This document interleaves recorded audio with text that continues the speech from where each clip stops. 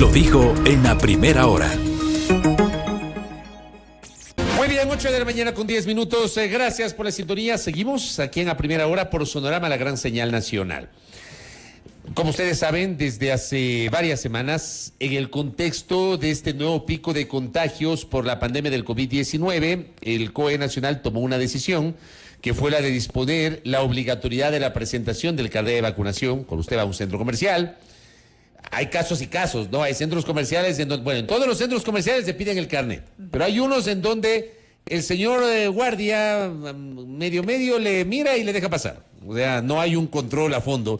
Y hay otros en donde el señor guardia... Son más rigurosos. Claro, te piden la cédula, te piden o presentas el carnet de vacunación, y me ocurrió el día de ayer, y te piden que des tu número de cédula para ver si es que coincide en efecto con el certificado de vacunación, por ejemplo. Claro. Para ver si no te agarran en curva. Hay más rigor. Hay, por ejemplo, otro tipo de locales donde se exige igualmente la obligatoriedad, pasa igualmente en algunas agencias bancarias. Y claro, la novedad de esta semana fue el tema del transporte. El transporte intra e interprovincial ya ha comenzado con esa obligación de que los pasajeros que vayan a viajar deben presentar el carnet de vacunación. Y en el caso de los gobiernos locales de las municipalidades, obviamente la competencia es privativa de cada municipalidad. Hay municipios en los cuales se ha adoptado una medida similar, pero de manera aleatoria. Guayaquil entiendo que lo está manejando así, y ayer Quito tomó justamente una decisión en este sentido. Lo de fondo, le pregunto a André Benavides, constitucionalista. Digo, hay un tema de salud pública que viene a ser la parte central de la discusión, pero le pregunto a André si el exigir el carnet de vacunación para el uso del transporte público ¿es o no constitucional? Doctor Benavides, bienvenido, buen día. Buenos días, estimado Fabricio, muchas gracias por la invitación, cordial saludo para ti, para Belkis y para todos los ciudadanos que nos escuchan a través de Radio Sonorama. A ver, una cuestión es la obligatoriedad de la vacunación como política pública de salud, y otra cosa es que se utilice este mecanismo para limitar de manera fraudulenta los derechos de libertad de tránsito y de reunión. Y esos son los cuestionamientos que yo hago respecto de estas últimas medidas que ha tomado el COE Nacional. COE Nacional que no existe jurídicamente en nuestro ordenamiento jurídico, salvo por ahí un reglamento de segunda categoría que en su momento se dispuso en la Ley de Seguridad Pública y del Estado. En ese contexto, si uno quiere limitar los derechos de libertad de tránsito para que puedas ingresar a determinados espacios públicos, si tú quieres ingresar a una entidad bancaria, a un restaurante, e inclusive para hacer uso del transporte público, es a través de decreto de estado de excepción o ley orgánica. Eso no lo digo yo, lo dice la Convención Americana de Derechos Humanos, artículo 22, la Constitución de la República, artículos 132 y 133, y el dictamen de la Corte Constitucional de agosto del 2020. Por eso es lo que le pide al Ejecutivo que presente una ley de pandemia. Ahora, si se quiere utilizar el tema de salud pública para limitar derechos constitucionales cuando no hiciste los deberes hace más de 1 año y medio, eso es otra cosa. Que yo estoy de acuerdo con la obligatoriedad de la vacunación, sí. Que se exige el carnet, por supuesto. Que hay que garantizar los derechos de salud, la integridad de los ciudadanos, estamos de acuerdo. Pero se debe hacerlo respetando el marco constitucional. Porque si no, mañana, de manera discrecional y antojadiza, el COE Nacional nos puede pedir cualquier otra cosa. Y esos son los cuestionamientos que se hace desde el foro jurídico, más allá del contexto sanitario que estamos viviendo, y que evidentemente esto pone las alertas tanto al Estado y a la ciudadanía para tomar correctivos. Pero si en 1 año y medio no hiciste lo que te dispuso la Corte Constitucional, no puedes pasarte por el forro nuestra Constitución de la República. Claro, por eso yo en esta semana, aquí en este espacio con Belkis, hemos advertido que, claro, la Asamblea Nacional recién el lunes dio paso al primer debate, 22 meses después de la llegada de la pandemia. el martes, ¿no? 22 meses después de la llegada de la pandemia, un año después de que inició el proceso de vacunación, y pese a que en el último trimestre del 2020 la Corte Constitucional le dispuso al gobierno del presidente Moreno que envíe a la Asamblea Nacional un proyecto de ley para regular los temas asociados a la pandemia al margen del estado de excepción, el presidente Moreno, faltando un par de semanas para terminar su periodo, envía el proyecto de ley a la Asamblea. Llega el presidente Lasso y dispone su retiro y no envía otro proyecto de ley. O sea, se han demorado ad infinitum. Capaz que la pandemia pase, no tenemos ley, doctor. Así es, estimado Fabricio. Y de hecho, yo tengo varias preocupaciones. Primero, presidente de la República no ha presentado el proyecto de ley desde agosto al 14 de enero, prácticamente 5 o 6 meses sin haber presentado el proyecto de ley. Pero en ese camino, la Asamblea Nacional, para tratar de salvar los muebles, como quien dice, presenta una normativa que prácticamente es un copy-paste reducido de lo que fue el proyecto de ley del señor Moreno, que presentó con la asesoría del señor Zapata, que en ese momento también era presidente del COE Nacional. Entonces, claro, y la Asamblea Nacional este martes recién lo debate, pero ese debate, de primer debate, valga la redundancia, pasó de agache en la legislatura. Del seguimiento que hice a esa sesión, participaron alrededor entre 25 y 30 legisladores, de 137, y la mayoría solo hicieron algún tipo de cuestionamientos de manera superficial. Otros aplaudían el proyecto de ley, pero nadie se dio cuenta de esos visos que están dentro de esa normativa. Por ejemplo, la Corte Constitucional dispuso que se regulen los derechos de libertad de tránsito y de reunión, pero la Asamblea Nacional me sale que también hay que regularse el tema de inviolabilidad de domicilio.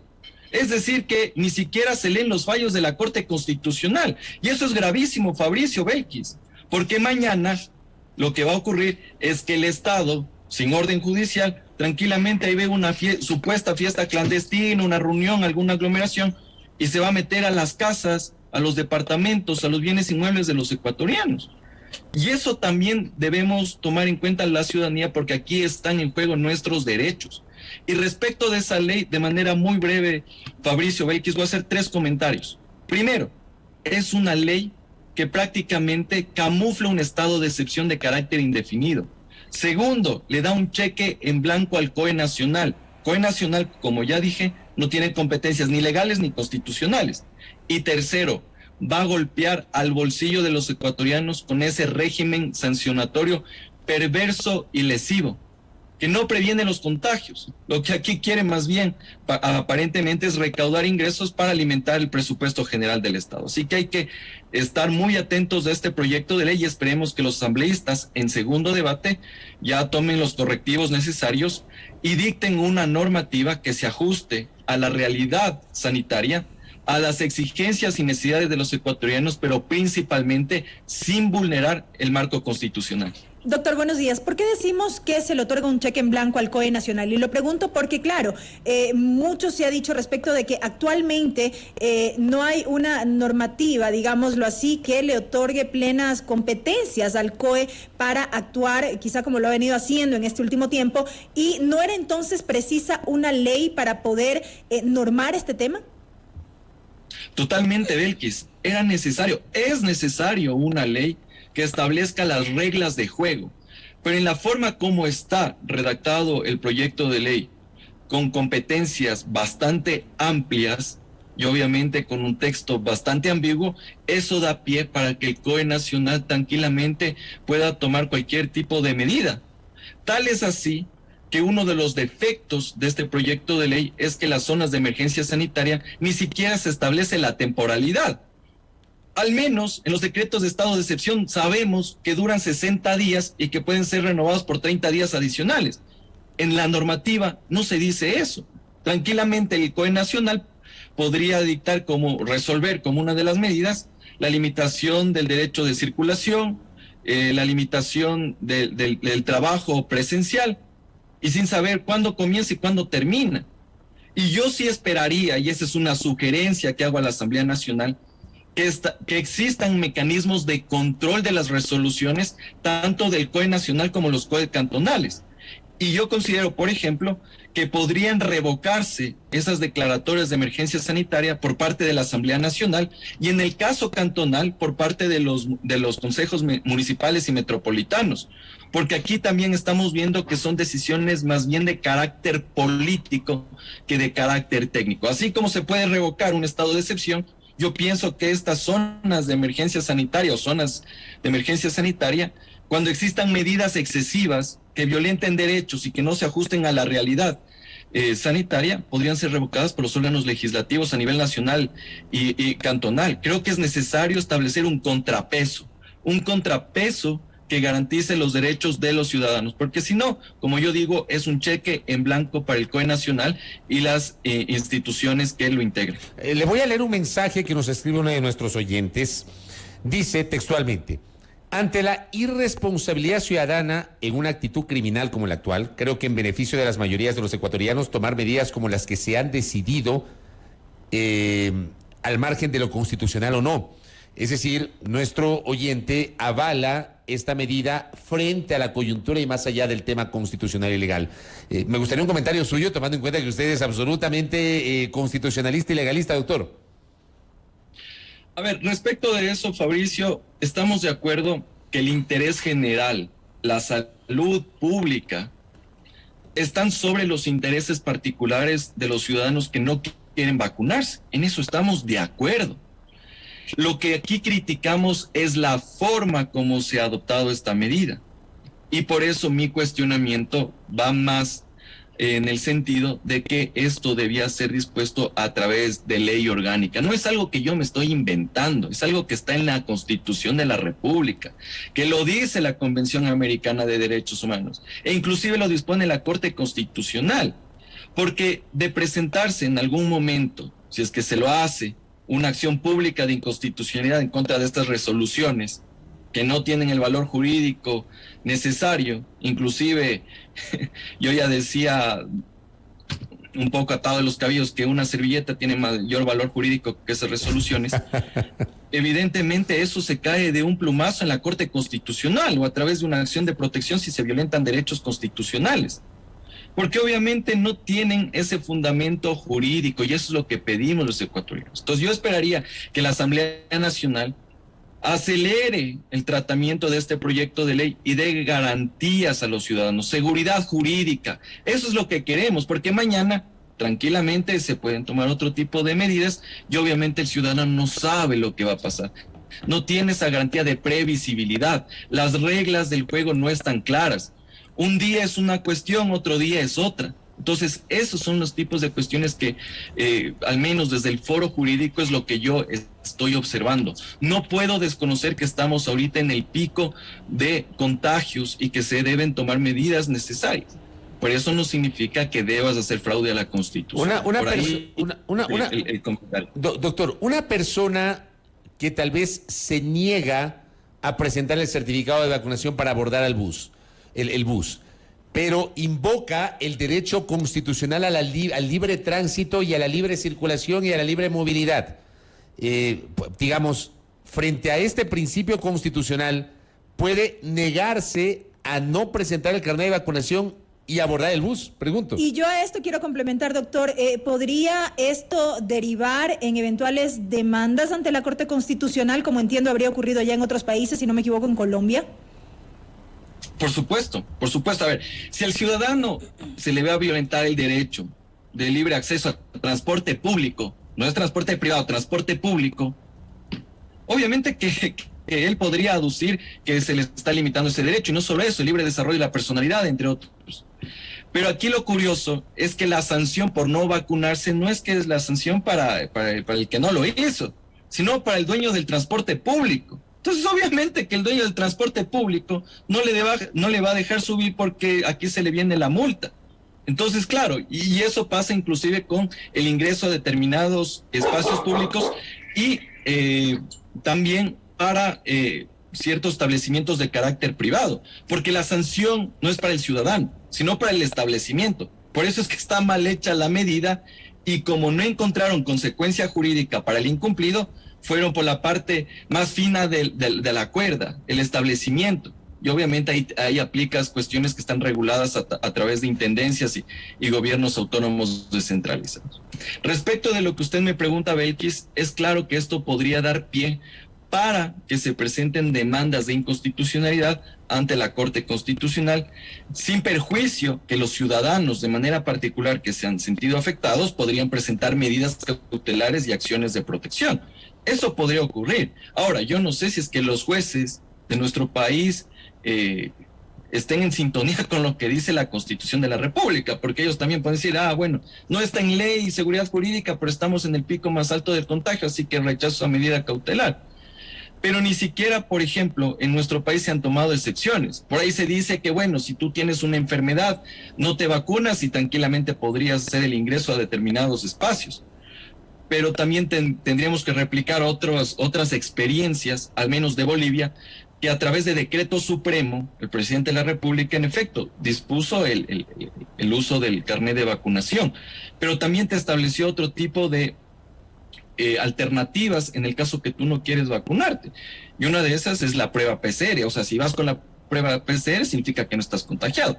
Pero ahora tenemos otro problema, que no hay pruebas en el país y si tú quieres hacerte una prueba, tiene que ser con prescripción médica. Y si vas a lo privado, tienes una prueba de $45. No creo que el ciudadano tenga $45 para gastar cada 3 días haciéndose las pruebas porque no quiere vacunarse. Entonces, este tema de dificultades son bastante amplias y obviamente que esto podría en su momento tener algún tipo de señalamiento por parte de la Corte Constitucional. Y en este punto yo creo que también es necesario llamar la atención a la Corte Constitucional, porque si bien es cierto, dispuso la presentación del proyecto de ley en agosto del 2020, ya estamos en 2022 y no dice nada a la Asamblea Nacional que fue el proyecto de ley.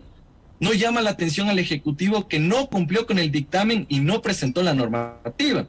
En octubre por ahí existe un requerimiento por parte de un secretario técnico jurisdiccional que dice presidente de la República que fue el proyecto de ley.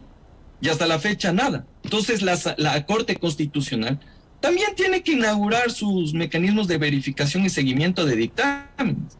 Y ante el incumplimiento, que establezca las sanciones correspondientes.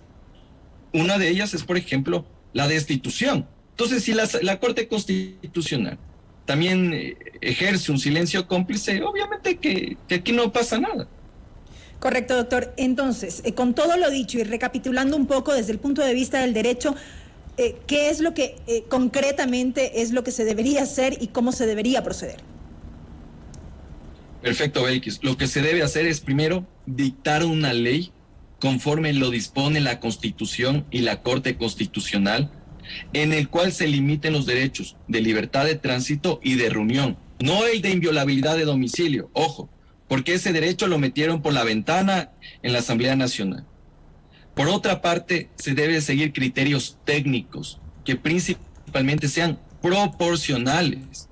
Es decir, que sea a través de medidas idóneas, necesarias y proporcionales en sentido estricto. Eso lo dice la Corte Constitucional, porque la limitación de derechos no puede ser una medida antojadiza.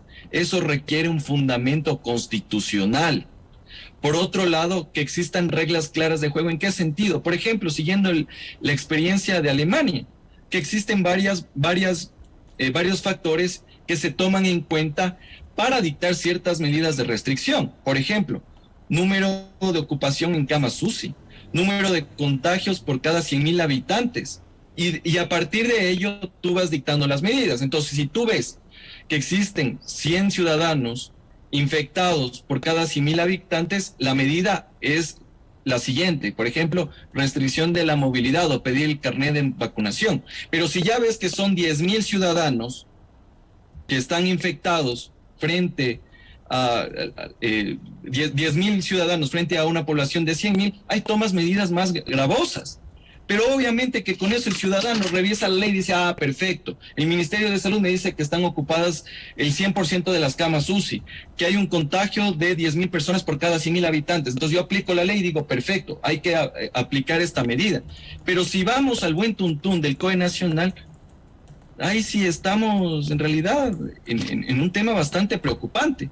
Y por otro lado, yo creo que hay que revisar el régimen sancionatorio. En las actuales circunstancias es inadmisible que al ciudadano se le quiera cobrar multas entre 1 a 3 salarios básicos unificados, entre 425 a $1,300, en una economía golpeada, Claro, en el cual debate... son objeto de sanción desde la persona que hace comercio informal hasta el dueño del centro comercial. Claro, Entonces, en el hay que debate ver se dijo otro tipo de que se mecanismos. pretende trasladar la responsabilidad directamente al ciudadano y no, digamos, a las autoridades como tal, respecto de las medidas que se Así dicen. es. Así es. Así es, yo creo que aquí los platos rotos no debe pagar el ciudadano, que en efecto hay ciudadanos que son incumplidos, que son unos irresponsables, sí, pero para eso existen otro tipo de medidas, como por ejemplo el trabajo comunitario. Eso yo creo que podría ser una sanción ejemplificadora y que de hecho va a ayudar a la ciudadanía. Pero en las actuales circunstancias, donde está golpeada la economía, una multa de $400 me parece que no es proporcional y que eso raya incluso en lo absurdo. Oiga, solamente una cosa adicional. Me piden que le pregunte, ¿qué opina usted si solicitan de forma obligatoria el certificado de vacunación para renovación del contrato de trabajo? Ahí tenemos un tema de derechos que están en colisión de manera expresa. Yo creo que no debería ser solicitado. Y si a mí me preguntan, criterio personal, como abogado y como constitucionalista, eso es contrario al derecho al trabajo. No se puede exigir eso. Que me digan en qué artículo del Código de Trabajo de la LOCEP se exige el carnet de vacunación.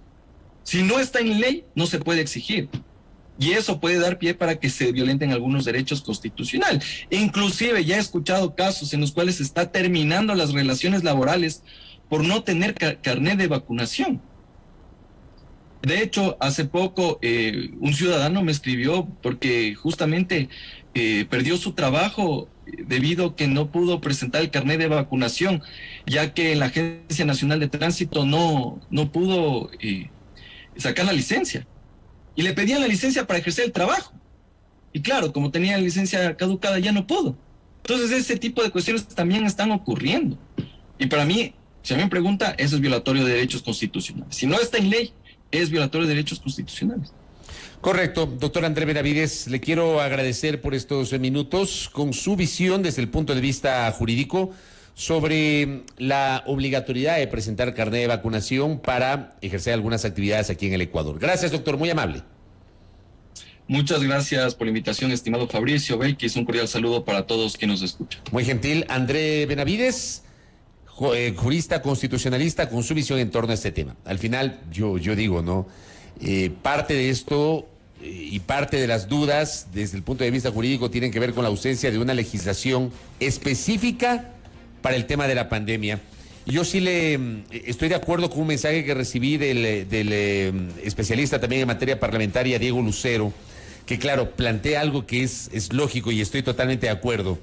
¿No sería mejor que la ley aborde de manera general el tratamiento de una pandemia sin que esté dirigida exclusivamente al COVID? Porque claro, la pandemia del COVID se va a acabar. ¿Y qué va a pasar con esa ley? En algún momento se termina, claro. Exacto. ¿Qué Que fue momento también va a pasar? otro de los pedidos, ¿no? Muy bien, 8:33 en la primera hora. Primera plana. Todas las noticias, todas las voces.